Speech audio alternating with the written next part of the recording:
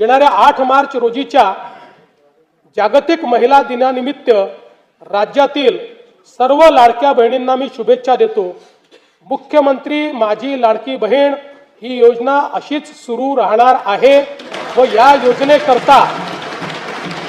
योजनेकरता आवश्यक ती भरीव तरतूद करण्यात आलेली आहे।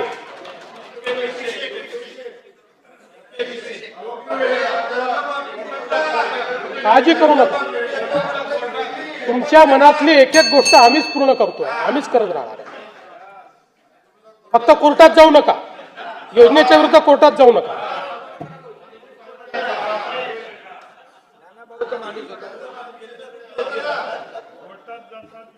सध्या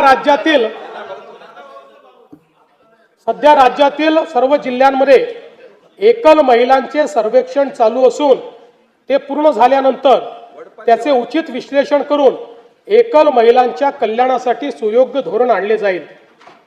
महाराष्ट्र ग्रामीण जीवनोन्नती अभियानाअंतर्गत आतापर्यंत सुमारे 37 लाख लखपती दिदी झाल्या आहेत। सन 2026-27 मध्ये आणखी 25 लाख बहिणींना लखपती दिदी करण्याचे उद्दिष्ट आहे।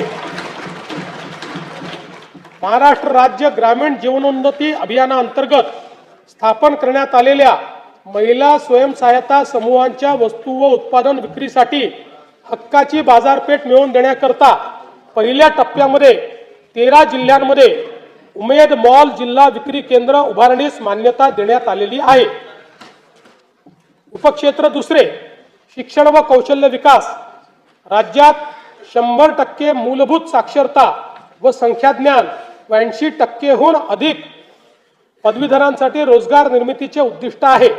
राष्ट्रीय व आंतरराष्ट्रीय विद्यार्थ्यांना आकर्षित करण्यासाठी 8 ते 10 शैक्षणिक शहरांची उभारणी करणे, युवकांना उद्योग केंद्रीय आणि कौशल्य विकास शिक्षणाद्वारे सुसज्जित करणे, नवोन्मेष आणि उद्योजकतेला प्रोत्साहन देणारे प्रतिभा केंद्र निर्माण करण्याचे नियोजित आहे।